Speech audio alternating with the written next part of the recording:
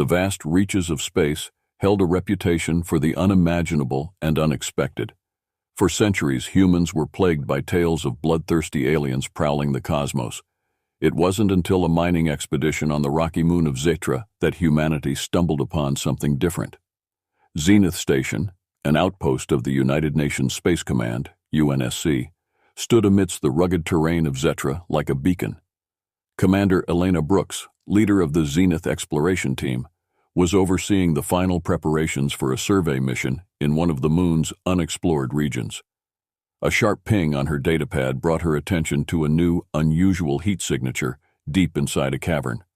"Johnson, Ortega, secure the gear. We're heading to Grid 9, Brooks ordered over her comm unit. Corporal Maria Ortega and Private Leo Johnson acknowledged promptly and geared up, joining Brooks near the station's main hangar.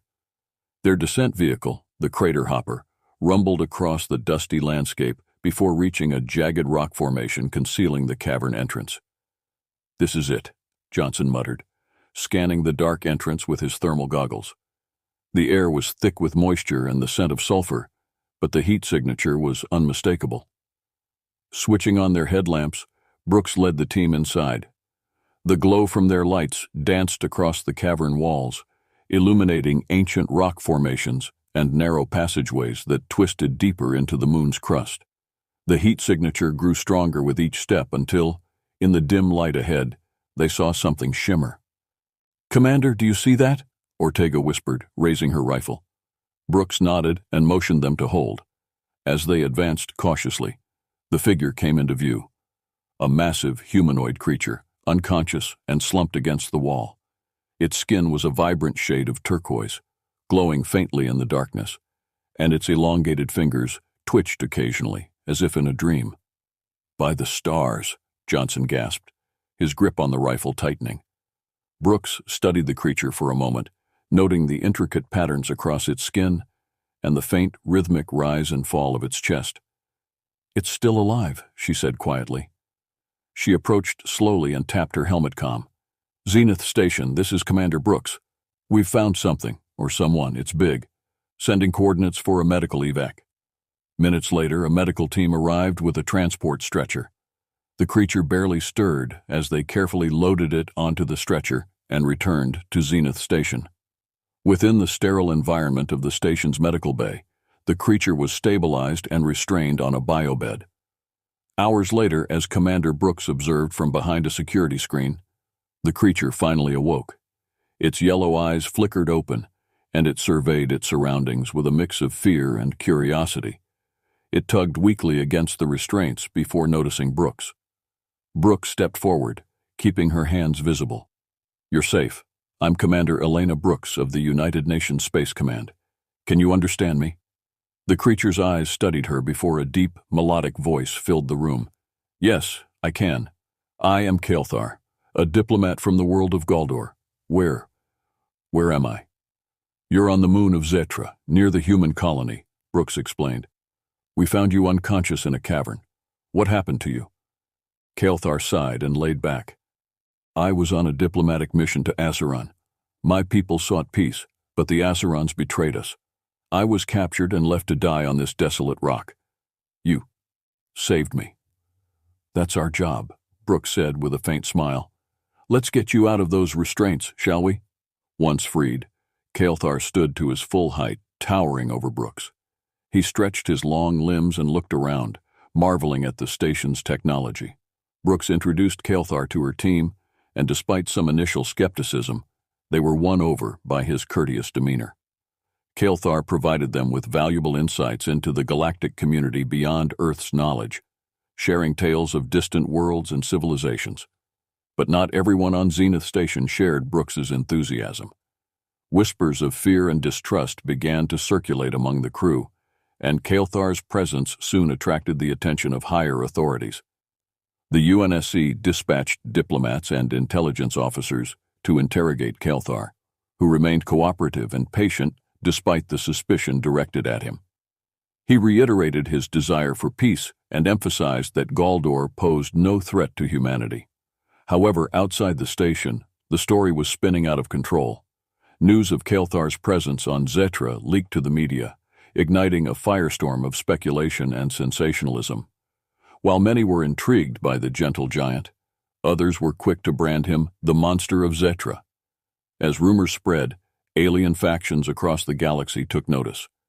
The Acerons, who had abandoned Kael'thar, were quick to capitalize on the fear. Prime Minister Thrixus of Azeron, his reptilian face twisted in a snarl, addressed the galactic media from his capital. Kael'thar is no mere diplomat. He is a subversive agent of Galdor, seeking to sow discord among our worlds. His presence on Zetra is a threat to the galaxy, and we demand his immediate execution.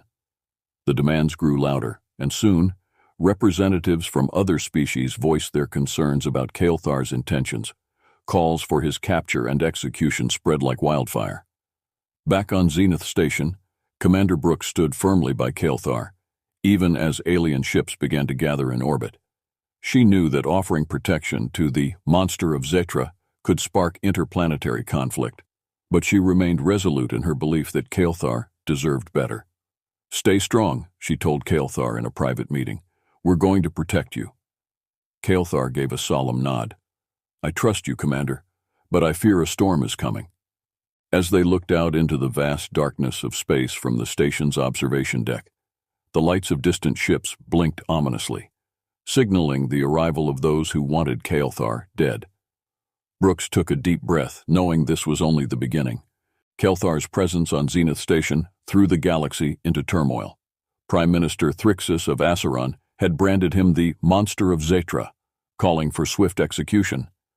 The media frenzy intensified, with news outlets fanning fears of an imminent Galdoran invasion.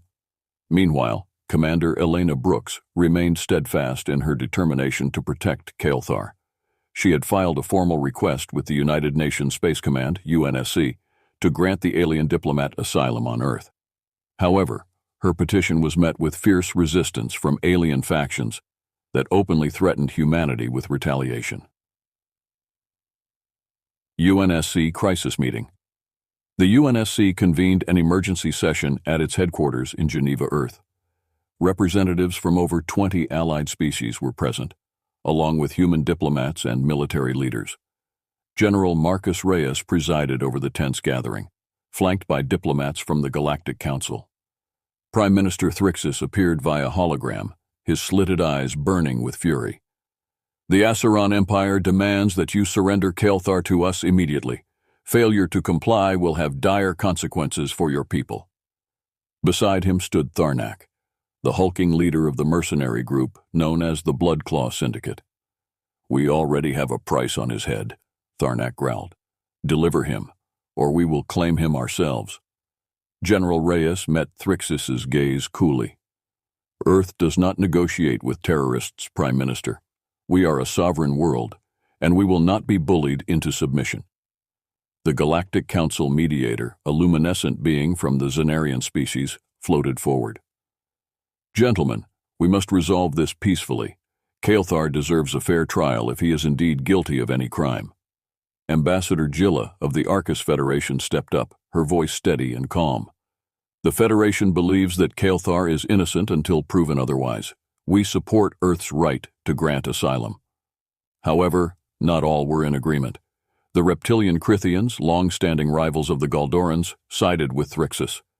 If Earth does not surrender Kael'thar, it will be considered an act of aggression.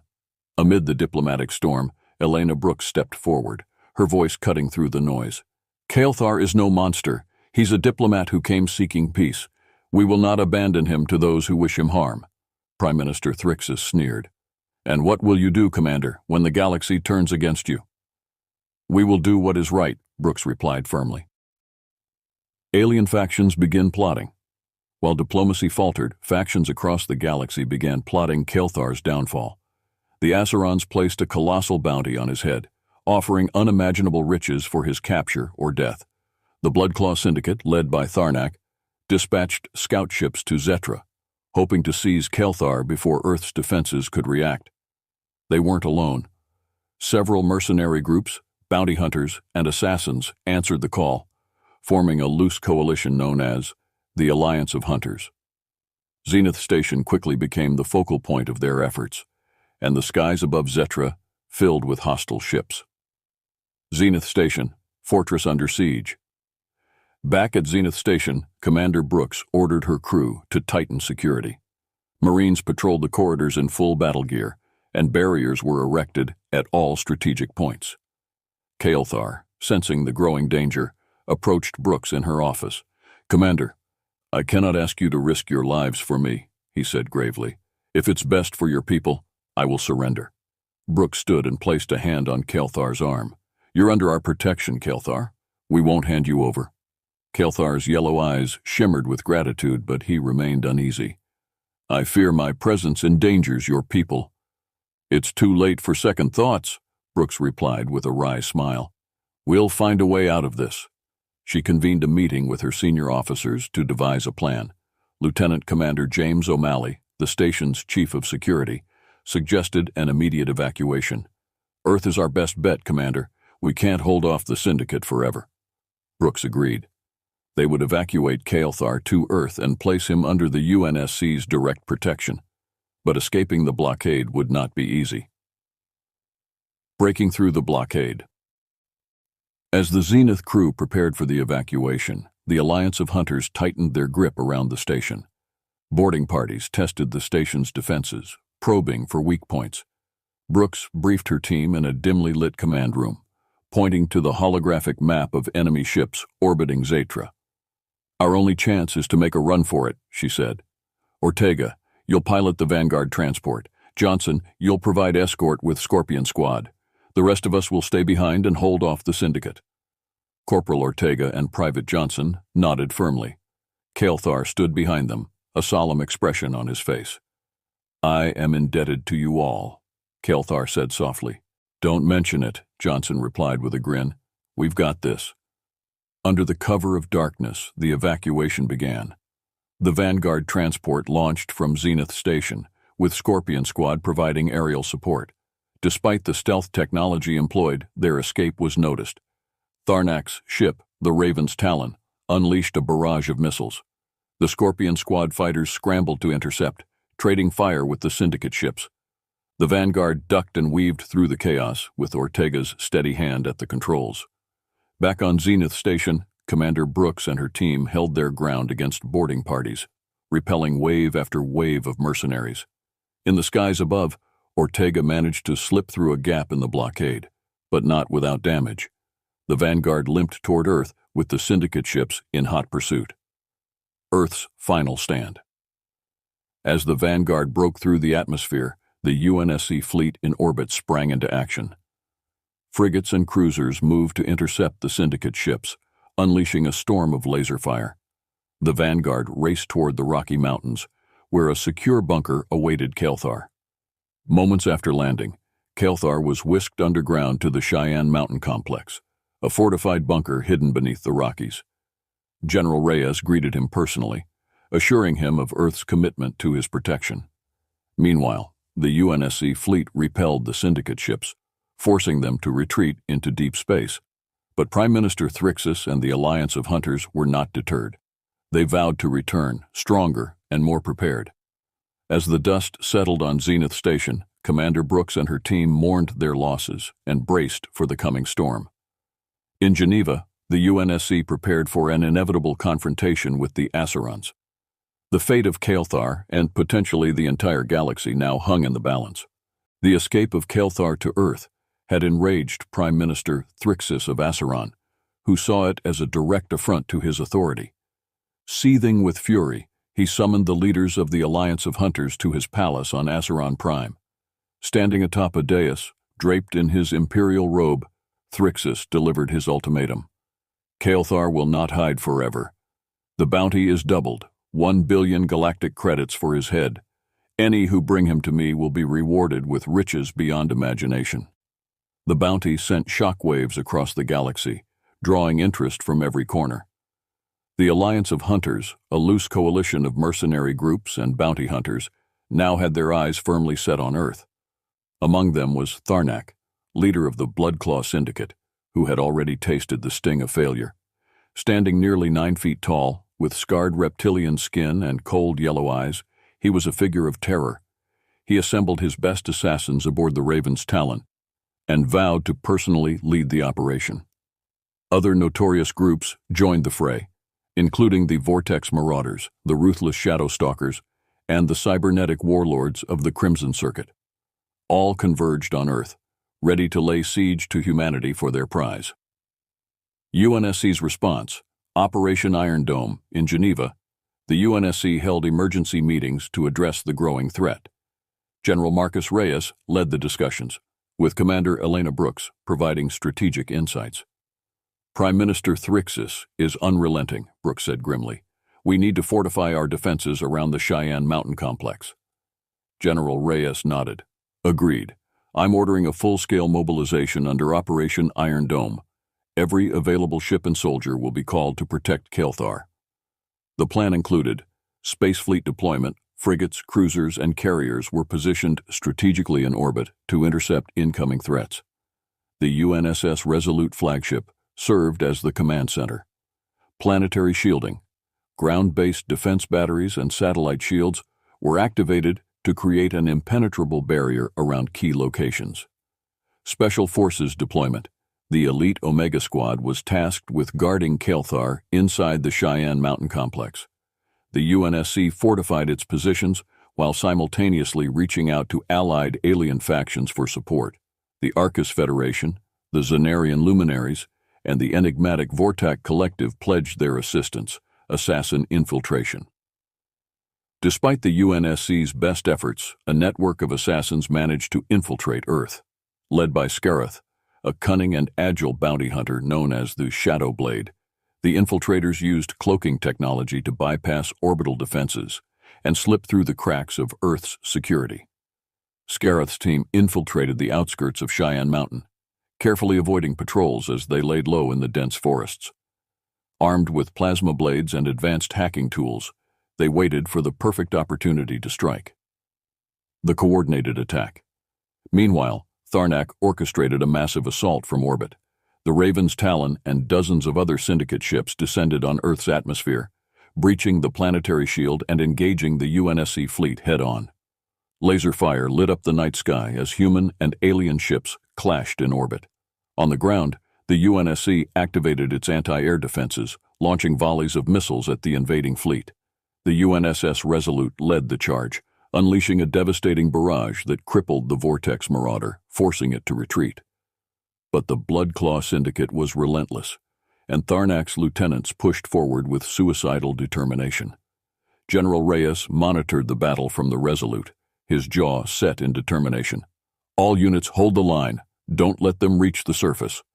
The Omega Squad, led by Captain Maria Vasquez, fortified their positions inside the Cheyenne Mountain Complex. Kelthar stood among them, his towering presence a source of reassurance. Stay strong, Vasquez said. We'll keep you safe. But at that moment, the alarms blared. Skarath and his assassins had breached the outer perimeter.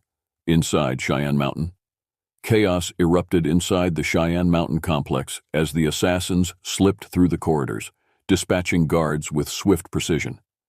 Captain Vasquez rallied her team to intercept them, but Skarath's cloaking devices made the fight a deadly game of cat and mouse.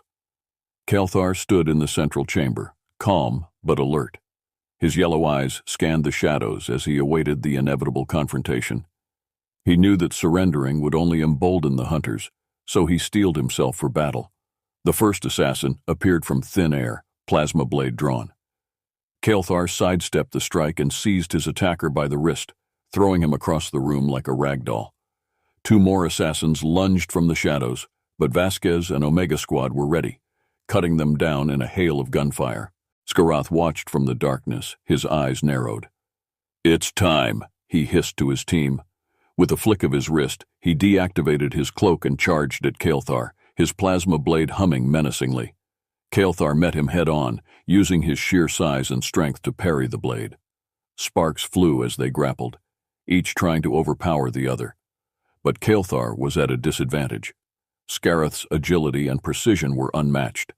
Vasquez aimed her rifle, but Scareth moved too quickly. He slashed Kelthar across the chest and kicked him to the ground.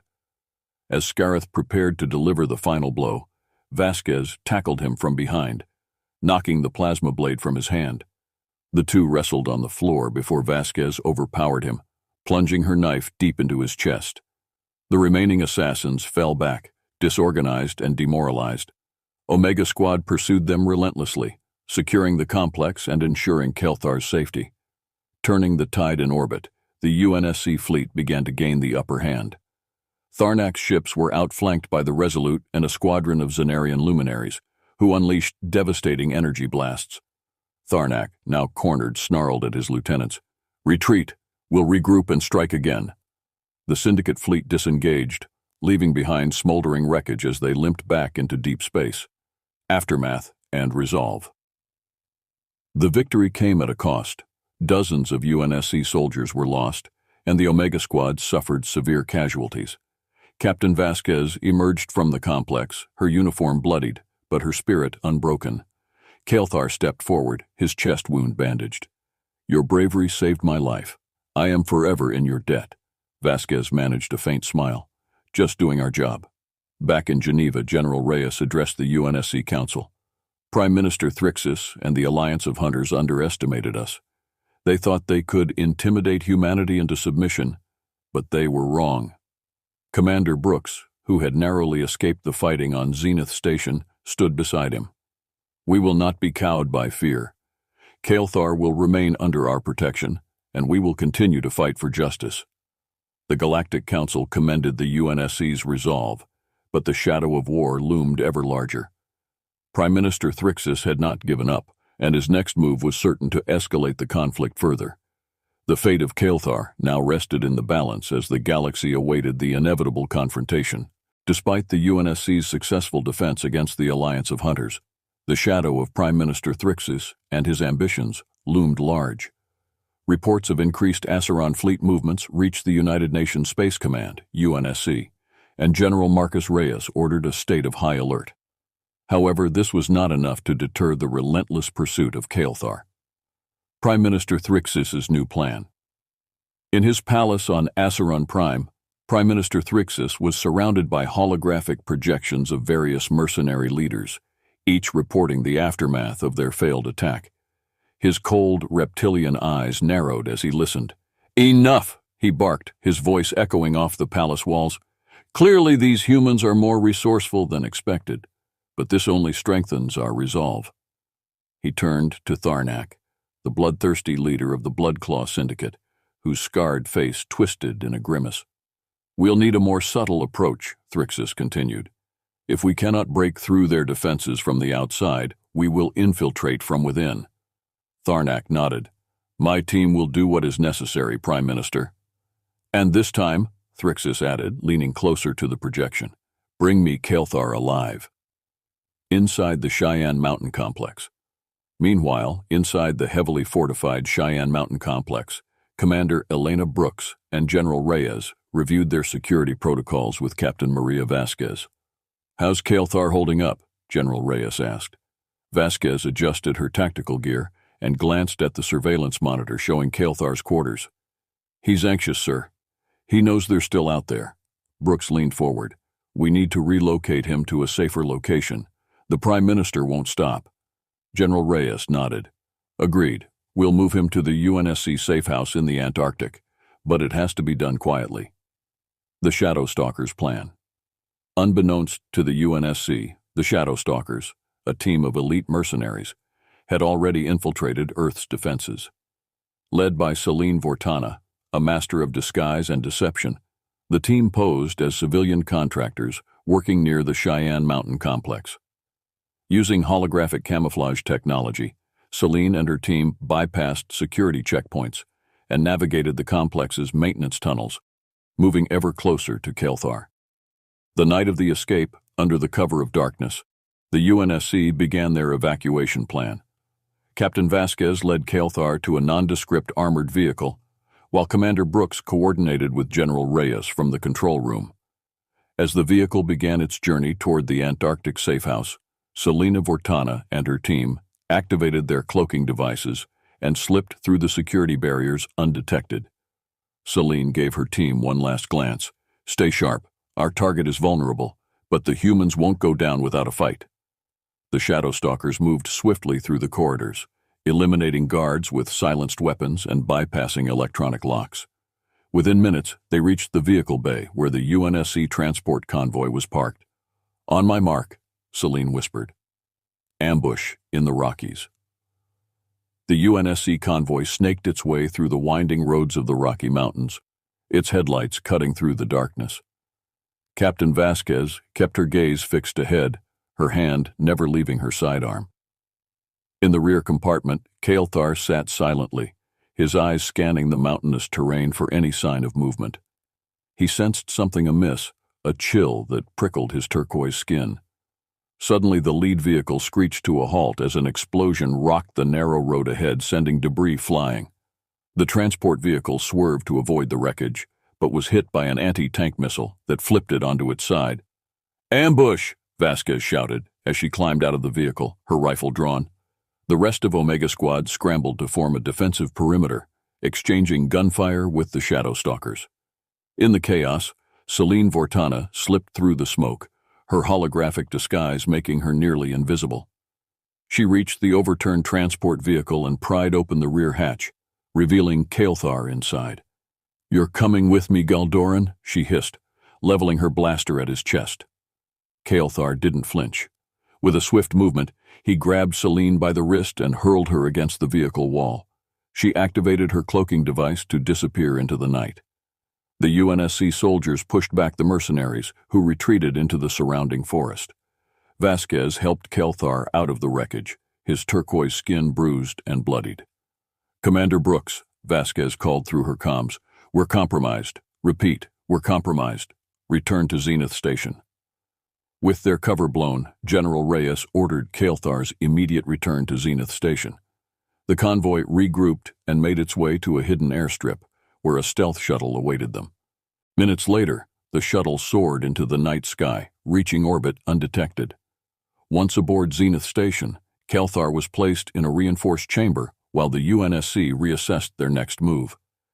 Commander Brooks paced the command center, her brow furrowed with concern. "They won't stop, General. They know he's still here." General Reyes clasped his hands behind his back. "Agreed. We need to outmaneuver them." Captured by Tharnak. But before a new plan could be devised, the Shadow Stalkers struck again. This time, they used a Trojan virus to override Zenith Station's security systems, disabling the power grid. Tharnak and his Bloodclaw syndicate breached the station's hull and flooded the corridors, overpowering the UNSC soldiers and capturing Commander Brooks. Tharnak stood over her, his cold yellow eyes filled with malice. "Your bravery is commendable, Commander, but you cannot protect the monster forever." Brooks struggled against her restraints. "You won't get away with this." Tharnak chuckled darkly. "We already have." He turned to his lieutenants. "Prepare the commander for transport, and find Kael'thar." The station's power flickered back on, but it was too late. Tharnak's men dragged Brooks to the Raven's Talon and sealed her in a holding cell. Inside the reinforced chamber, Kael'thar remained hidden, his breathing steady but tense. He knew Brooks was in danger, and that surrendering himself would be the only way to save her. "I cannot ask them to risk more lives," he murmured to himself. "This must end." Kael'thar's decision. Kael'thar reached out to Captain Vasquez through the station's internal comms. "Captain, I need you to relay a message to Tharnak. I will surrender myself in exchange for Commander Brooks's freedom." "Kael'thar, no!" Vasquez replied urgently. "We can find another way." "There is no other way," Kael'thar said softly. "I will not let her die because of me." Despite Vasquez's objections, Kael'thar presented himself to Tharnak at the airlock, towering over the reptilian mercenary. Tharnak grinned. "The monster of Zetra. You've made the right choice." Kael'thar held his gaze. "Release Commander Brooks." Tharnak nodded to his men, who dragged Brooks from the holding cell and shoved her into Kael'thar's arms. "Take her," Tharnak said with a sneer. "But remember, Kael'thar, you belong to us now." Brooks looked up at Kael'thar, her face streaked with blood and grime. "I'm sorry," she whispered. "Don't be," Kael'thar replied gently. "I know what I must do." Tharnak's men sealed Kael'thar inside a containment pod and loaded it onto the Raven's Talon. Within minutes, the Syndicate ship slipped into hyperspace, leaving Zenith Station in silence. a renewed resolve. Back in the command center, Commander Brooks stood beside Captain Vasquez and General Reyes, her face pale but determined. "We need to get him back," she said firmly. General Reyes nodded. "Agreed. We owe him that much." "We don't have much time," Vasquez added. "If Tharnak delivers Kael'thar to Thrixus, we'll lose him for good." Commander Brooks took a deep breath. "Then we go after them. Gather your best, Captain. We're bringing him home."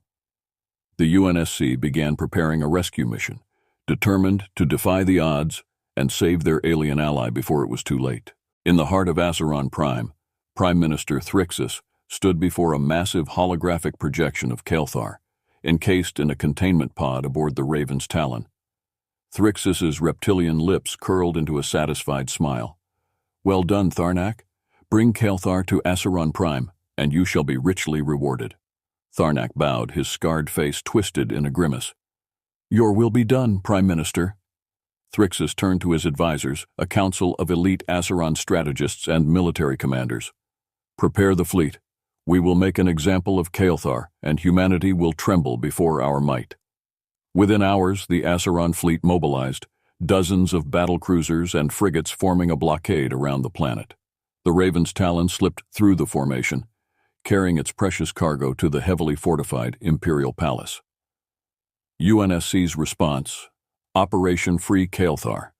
Back on Zenith Station, Commander Elena Brooks and General Marcus Reyes were assembling a rescue team. Captain Maria Vasquez led the elite Omega Squad, while Lieutenant Commander James O'Malley coordinated intelligence operations. "We'll be facing heavy resistance," Brooks said, addressing her team in the dimly lit command room. "Our mission is to extract Kael'thar from the Imperial Palace and bring him back safely. Failure is not an option." General Reyes activated a holographic map of Azeron Prime, highlighting the palace's defensive structures. The palace is protected by an energy shield and anti-aircraft batteries. Our best option is to land undetected outside the perimeter and infiltrate the palace through the catacombs.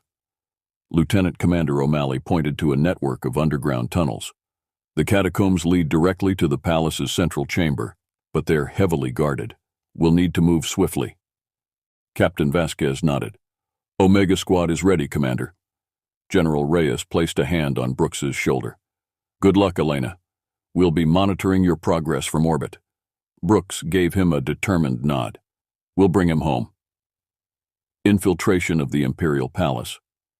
A stealth shuttle slipped through the darkness of space, evading the Azeron fleet as it descended toward the rocky surface of Azeron Prime. Omega Squad, led by Brooks and Vasquez, disembarked silently and made their way to the catacombs. Using a combination of cloaking devices and careful navigation, the team bypassed several patrols and made their way into the palace's central chamber.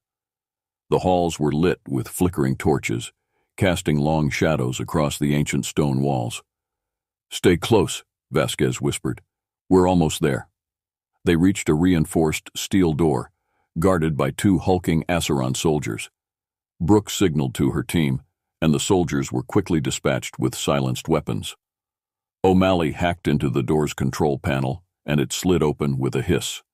Inside, Kael'thar lay motionless in the containment pod, surrounded by armed guards and Prime Minister Thrixus himself. Brooks stepped forward, her rifle raised. "Release Kael'thar, or we'll take him by force." Thrixus turned slowly, his yellow eyes gleaming in the dim light. "Commander Brooks, I must commend your bravery, but you are hopelessly outnumbered." Omega Squad fanned out, weapons trained on the Azeron guards. Captain Vasquez locked eyes with Thrixus. "We're not leaving without him." Thrixus let out a guttural laugh. "Very well, but Kael'thar will be returned to Galdor in pieces." He signaled to his guards, and the room erupted in chaos. Laser fire streaked through the air as Omega Squad engaged the Azerons in a fierce firefight. Brooks ducked behind a pillar, firing her rifle at the advancing soldiers. Kael'thar, still encased in the containment pod, could only watch helplessly as the battle raged around him. Vasquez charged at Thrixus, tackling him to the ground. They struggled fiercely before Vasquez overpowered him, pressing her knife to his throat. "Order your men to stand down," she hissed. Thrixus spat blood. "Never! With a swift movement, Vasquez struck Thrixus across the temple, knocking him unconscious. "Get that pod open," Brooks shouted. O'Malley rushed to the control panel and hacked into the containment pod, releasing Kael'thar from his prison. Kael'thar emerged, towering over the remaining Acheron guards. His eyes blazed with righteous fury as he stepped forward, his voice echoing through the chamber. "Stand down or face the consequences." The guards hesitated before throwing down their weapons. Brooks placed a hand on Kael'thar's arm. "We need to move, now." Omega Squad retreated through the catacombs, carrying Thrixus with them as a hostage. They emerged into the cool night air and sprinted toward the waiting stealth shuttle. As the shuttle lifted off, Kael'thar looked down at the Imperial Palace, now swarming with Acheron soldiers. "Thank you, Commander," he said softly. "We're not out of this yet," Brooks replied. Acheron fleet attacks. The stealth shuttle reached orbit and rendezvoused with the UNSC fleet, but the Acheron fleet was already in pursuit. General Reyes ordered the UNSS Resolute to the front lines as Acheron cruisers opened fire. "All ships, engage the enemy," Reyes commanded. The battle that followed was fierce and chaotic. UNSC frigates and Zanarian luminary ships flanked the Acheron fleet, while the Resolute unleashed a devastating barrage of missiles. The Acheron cruisers returned fire, but were outmaneuvered by the swift human and alien ships. One by one, the Acheron ships were crippled and forced to retreat.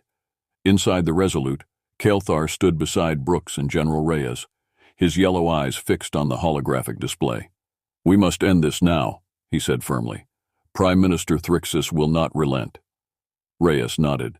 "Agreed. What do you suggest?" Kael'thar turned to Brooks. "Release Thrixus." Brooks blinked in surprise. "Release him?" Kael'thar nodded. "But under one condition. He must stand trial before the Galactic Council." The Galactic Trial. The UNSC fleet escorted the Raven's Talon to the neutral planet of Dorlun, where the Galactic Council's headquarters orbited in a massive space station. Prime Minister Thrixus, still bruised and seething with rage, was brought before the council, shackled and flanked by armed guards. Kael'thar stood at the podium, his towering frame casting a long shadow across the chamber. "Prime Minister Thrixus is not just a threat to my people, but to the entire galaxy," Kael'thar began. "His actions have sown discord and fear, leading to unnecessary bloodshed," Thrixus sneered. "Kael'thar is a subversive agent of Galdor, seeking to destabilize the galactic order." Ambassador Jilla of the Arcus Federation spoke next. "The Federation has reviewed the evidence, and it is clear that Prime Minister Thrixus acted without provocation." General Reyes took the podium, detailing Thrixus's bounty on Kael'thar and the coordinated attacks on Earth. After hours of deliberation, the council returned with a verdict. Prime Minister Thrixus was found guilty of war crimes and sentenced to life imprisonment. The council also declared that the Acheron Empire must pay reparations to the Galdorans and imposed severe sanctions on its military. A new era of cooperation. With the trial concluded, Kael'thar returned to Earth as a goodwill ambassador, fostering a new era of cooperation between humanity and the Galdorans. Commander Elena Brooks was celebrated as a hero, and Captain Vasquez received the Medal of Valor for her bravery. In Geneva, the UNSC established the Galactic Peace Council, a new institution dedicated to promoting diplomatic solutions among the cosmos. Kael'thar stood alongside Brooks during the inauguration, his yellow eyes shining with hope.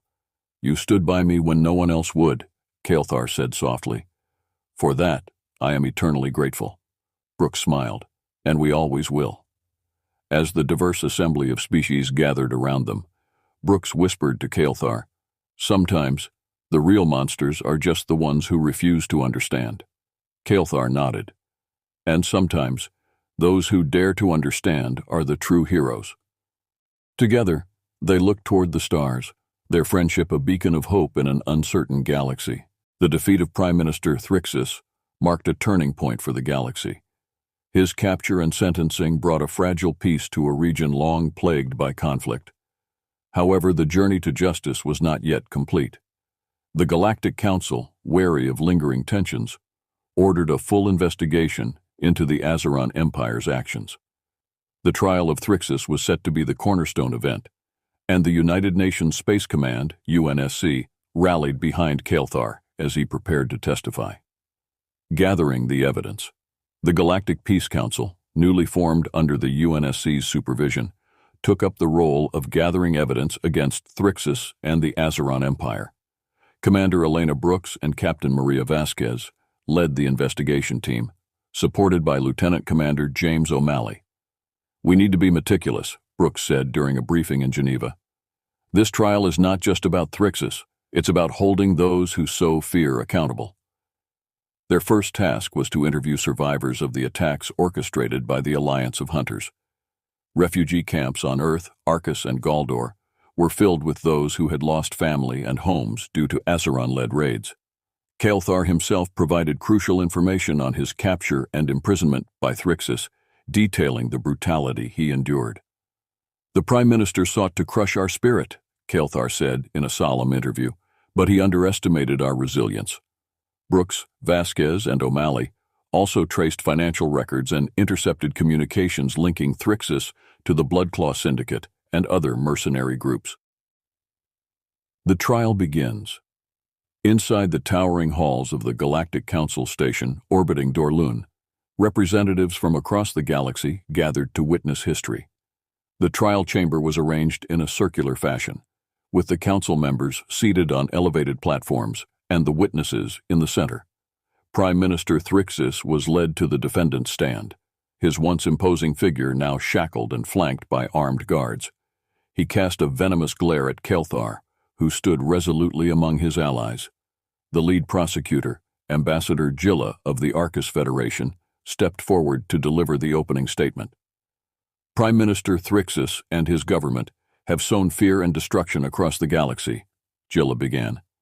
"This trial will prove beyond a shadow of a doubt that the Azeron Empire's actions were not the result of misunderstanding or self-defense, but a calculated campaign of terror."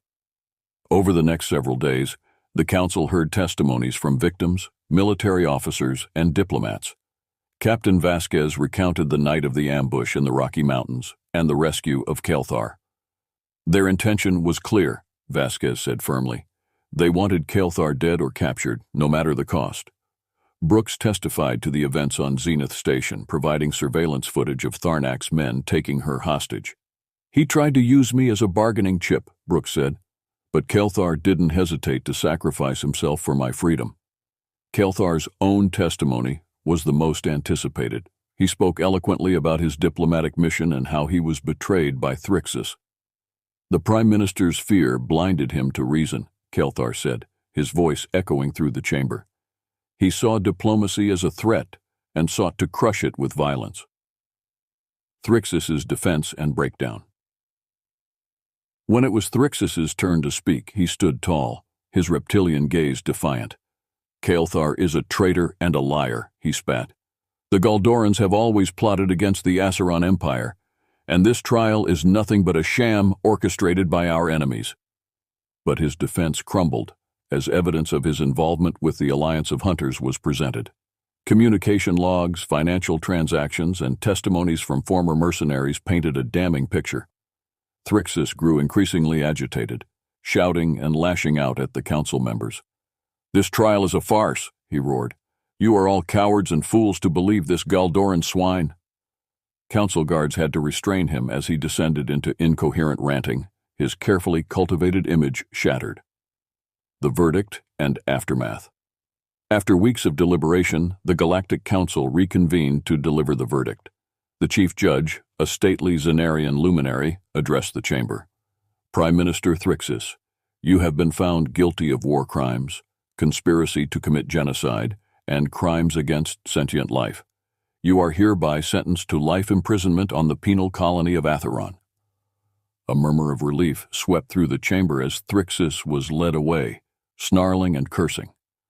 The council also ordered the Azeron Empire to pay reparations to the Galdorans and other affected species. The Bloodclaw Syndicate and its affiliates were disbanded, and their leaders were arrested or went into hiding. The Galactic Peace Council, under UNSC guidance, began overseeing the disarmament of the Azeron fleet and the implementation of new diplomatic initiatives. A new dawn with Thrixus imprisoned and the Azeron Empire held accountable, Kael'thar returned to Earth as a symbol of unity. The UNSC's successful defense and the formation of the Galactic Peace Council marked the beginning of a new era. Commander Elena Brooks and Kael'thar stood together on a podium during the inauguration ceremony of the Galactic Peace Council in Geneva. Delegates from over 30 species attended, their faces filled with hope. Kael'thar addressed the assembly with his deep, melodic voice. Today, we stand united as a beacon of peace in an uncertain galaxy. Let us remember that fear divides us, but understanding brings us together. Brooks stepped forward, her eyes scanning the diverse crowd. The formation of this council is not just a victory for humanity or the Galderans, but for every species that believes in diplomacy over war. She paused and glanced at Kael'thar, a warm smile crossing her face. Together, we've proven that even the most different beings can find common ground. As the crowd erupted in applause, Brooks leaned toward Kael'thar and whispered, "Sometimes the real monsters are just the ones who refuse to understand." Kael'thar nodded, his yellow eyes gleaming warmly. "And sometimes those who dare to understand are the true heroes." They turned to face the crowd, their friendship a testament to the power of unity. In the background, the Galactic Peace Council's emblem, a dove encircled by stars, fluttered in the breeze, promising a brighter future for all. Epilogue. Years later, Kael'thar remained a frequent visitor to Earth, continuing his work as a goodwill ambassador. Commander Brooks led the UNSC's diplomatic corps, fostering new alliances across the galaxy.